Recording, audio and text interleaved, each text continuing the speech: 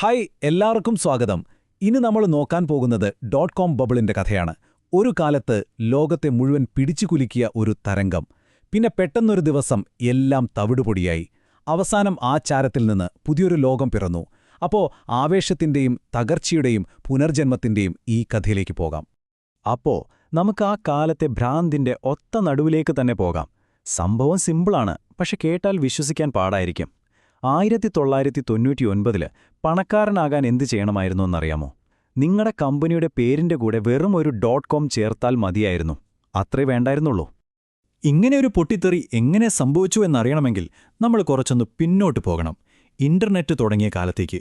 അന്ന്, അതായത് 90കളുടെ തുടക്കത്തിലെ ഇന്റർനെറ്റ് എന്ന് പറഞ്ഞാൽ കുറച്ച് ശാസ്ത്രജ്ഞന്മാരും ഗവേഷകരും മാത്രം ഉപയോഗിക്കുന്ന ഒന്നായിരുന്നു. പക്ഷേ മൊസൈക്ക് എന്നൊരു ബ്രൗസർ വന്നതോടെ കാര്യങ്ങളും മാറിമറിഞ്ഞു. പെട്ടെന്ന് ആർക്കും ഇന്റർനെറ്റ് ഉപയോഗിക്കാൻ പറ്റുന്നൊരവസ്ഥയായി. പിന്നെ സംഭവിച്ചതുണ്ടോ?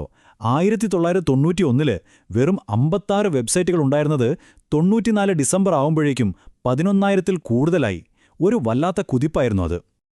അപ്പോ നമ്മുടെ ആദ്യ ഭാഗം, ഇന്റർനെറ്റിന്റെ ആ കൗമാരക്കാലം, എങ്ങനെയാണ് അതൊരു സൈനിക ഉപകരണമെന്ന നിലയിൽ നിന്ന് സാധാരണക്കാർക്കിടയിലെ ഒരു പ്രതിഭാസമായി മാറിയതെന്ന് നോക്കാം.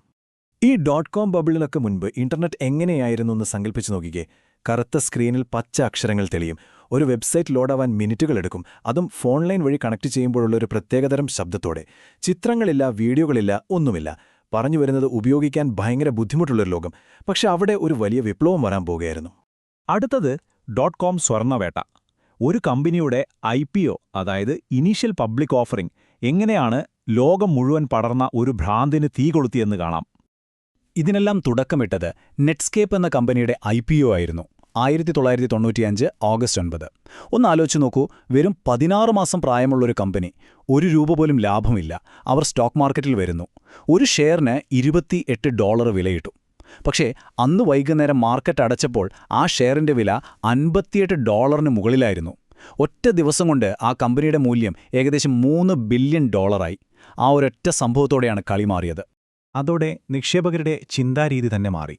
ഒരു പുതിയ മന്ത്രം വന്നു. ലാഭമല്ല, വളർച്ചയാണ് പ്രധാനം. അതായത് ഒരു കമ്പനി നഷ്ടത്തിലാണെങ്കിലും സാരമില്ല, അവർക്ക് യൂസേഴ്സ് ഉണ്ടോ എങ്കിൽ അതിന് വിലയുണ്ട്. ലാഭമൊക്കെ പിന്നെ ഉണ്ടാക്കാമെന്നായി ചിന്ത. ഗെറ്റ് ബിഗ് ഫാസ്റ്റ് എന്നതായിരുന്നു ഐഡിയ. എത്രയും പെട്ടെന്ന് വലുതാവുക. കാരണം ആളുകൾ ഇന്റർനെറ്റിലേക്ക് ഒഴുകിയെത്തുകയാണ്. അപ്പോൾ യൂസേഴ്സിനെ പിടിച്ചാൽ മതി, ബാക്കിയൊക്കെ പിന്നെ നോക്കാം. ഇതിന്റെ ഫലം എന്തായിരുന്നു എന്നറിയാമോ? സിലിക്കൺ വാലിയിലേക്ക് പണം ഒഴുകാൻ തുടങ്ങി. ഒരു സുനാമി പോലെ. 1995 വെറും $8 ബില്യൺ ആയിരുന്ന വെഞ്ചർ ക്യാപിറ്റൽ നിക്ഷേപം 1999 ആയപ്പോഴേക്കും $100 ബില്യൺ കടന്നു. കയ്യിലൊരു പവർ പോയിന്റ് പ്രസന്റേഷനും ഒരു .com പേരുമുണ്ടെങ്കിൽ പണം തരാൻ ആളുണ്ടായിരുന്നു. അങ്ങനത്തെ ഒരു അവസ്ഥ. ശരി, ഇനി നമുക്ക് ഈ കുമിളയുടെ ഏറ്റവും ഭ്രാന്തമായ അവസ്ഥയിലേക്ക് പോകാം. കോടിക്കണക്കിന് ഡോളർ മോശമാശയങ്ങൾക്ക് പിന്നാലെ ഒഴുകിയ ആ കാലഘട്ടത്തിലേക്ക്. ഇതിലെ ഏറ്റവും നല്ല ഉദാഹരണമാണ് Petsy.com. അവരുടെ ഐഡിയ വളരെ സിമ്പിളായിരുന്നു.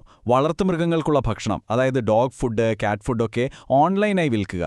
ഈയൊരു ഐഡിയക്ക് അവർക്ക് കിട്ടിയ ഫണ്ടിംഗ് എത്രയാണെന്നോ? $300 മില്യൺ. ഈ പണം വെച്ച് അവർ ചെയ്തതോ? അമേരിക്കയിലെ ഏറ്റവും വലിയ സ്പോർട്സ് ഇവന്റായ സൂപ്പർ ബോളിനൊക്കെ പരസ്യം കൊടുത്തു.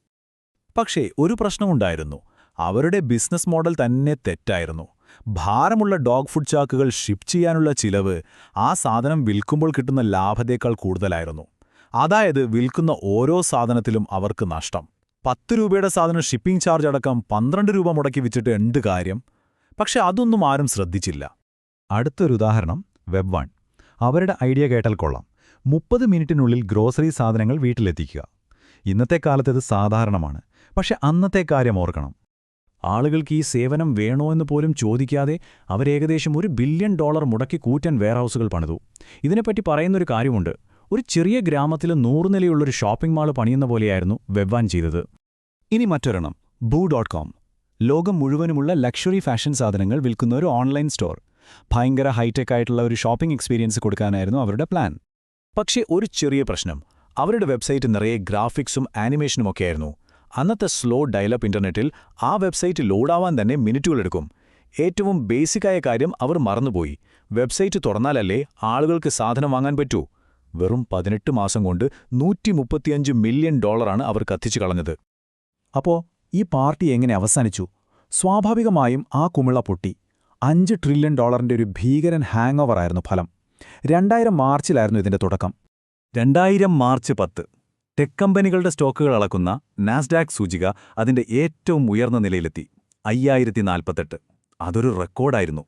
ആ റെക്കോർഡ് തകർക്കാൻ പിന്നെ 15 വർഷം വേണ്ടി വന്നു. പക്ഷേ ആ റെക്കോർഡ് ഇട്ടതിന് ശേഷം തുടങ്ങിയതാണ് വീഴ്ച. പലിശ നിരക്ക് കൂടി, പല കമ്പനികളുടെയും പൊള്ളത്തരം പുറത്തുവന്നു, പതിയെ ആളുകൾക്ക് പേടിയായി തുടങ്ങി. മാർച്ച് 2000-ൽ 5000-ന് മുകളിലായിരുന്ന സൂചിക 2002 ഒക്ടോബർ ആയപ്പോഴേക്കും 1100-ലേക്ക് കൂപ്പുകുത്തി. ഏകദേശം 78% ഇടിവ്. അങ്ങനെ വിപണിയിൽ നിന്ന് അപ്രത്യക്ഷമായത് എത്ര പണമാണെന്നോ? ഏകദേശം $5 ട്രില്യൺ. അതൊരു സങ്കൽപ്പിക്കാൻ പോലും പറ്റാത്ത തുകയാണ്. എത്രയോ കമ്പനികൾ പൂട്ടിപ്പോയി. സാധാരണക്കാരായ ഒരുപാട് നിക്ഷേപകരുടെ സമ്പാദ്യം മുഴുവൻ നഷ്ടമായി. പക്ഷേ കഥ ഇവിടെ തീരുന്നില്ല. ഈ തകർച്ചയ്ക്ക് ശേഷമാണ് ഏറ്റവും രസകരമായ കാര്യങ്ങൾ സംഭവിക്കുന്നത്. ആ ചാരത്തിൽ നിന്ന് പഠിച്ച പാഠങ്ങളും അതിജീവിച്ച കമ്പനികളുടെ കഥയുമാണ് അടുത്തത്. ഈ തകർച്ച കഴിഞ്ഞപ്പോൾ ഒരു കാര്യം വ്യക്തമായി. 2 തരം കമ്പനികളുണ്ടായിരുന്നു. ഒരു കൂട്ടർ വെറും ഹൈപ്പിന്റെ പുറകെ പോയി കിട്ടിയ കാശ് മുഴുവൻ പരസ്യത്തിന് കത്തിച്ചു കളഞ്ഞു. അവരെല്ലാം പൂട്ടിപ്പോയി. പക്ഷേ ആമസോൺ, ഈബേ പോലുള്ള ചില കമ്പനികൾ അതിജീവിച്ചു. കാരണം എന്താ? അവർ തുടക്കം മുതലേ കസ്റ്റമേഴ്സിന് വേണ്ടത് കൊടുത്തു, ചെലവുകൾ നിയന്ത്രിച്ചു, ശരിക്കും ഒരു ബിസിനസ് ഉണ്ടാക്കിയെടുത്തു. ഇനി ഏറ്റവും പ്രധാനപ്പെട്ട കാര്യം, ഈ .com ബബിൾ ഒരു സമ്പൂർണ്ണ പരാജയമായിരുന്നോ? അല്ല. കാരണം ആ കാലത്ത് കമ്പനികൾ കോടികൾ മുടക്കി ലോകം മുഴുവൻ ഫൈബർ ഓപ്റ്റിക് കേബിളുകൾ സ്ഥാപിച്ചു. ഈ കമ്പനികൾ പൊളിഞ്ഞെങ്കിലും അവർ ഉണ്ടാക്കിയ ഈ ഇൻഫ്രാസ്ട്രക്ചർ ബാക്കിയായി. നമ്മൾ ഇന്നുപയോഗിക്കുന്ന ഹൈസ്പീഡ് ഇന്റർനെറ്റിനും ഫേസ്ബുക്കിനും യൂട്യൂബിനുമൊക്കെ അടിത്തറയിട്ടത് ആ പരാജയങ്ങളാണ്. അതിലുപരി ബിസിനസ് എങ്ങനെ ചെയ്യരുതെന്ന് ഒരു തലമുറയെ അവർ പഠിപ്പിച്ചു.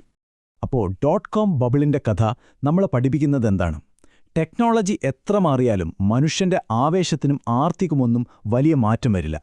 ഓരോ തരംഗത്തിനും ഒരു അവസാനമുണ്ട്. ഹൈപ്പിന് ഒരു എക്സ്പയറി ഡേറ്റ് ഉണ്ട്. ആ കുമിള പൊട്ടി, പക്ഷേ അതിന്റെ പാഠങ്ങൾ ഇന്നും വളരെ പ്രധാനപ്പെട്ടതാണ്. അപ്പോൾ നമ്മൾ ചിന്തിക്കേണ്ട ഒരു ചോദ്യം ഇതാണ്: അടുത്തതായി ഏത് കുമിളിയായിരിക്കും പൊട്ടാൻ പോകുന്നത്?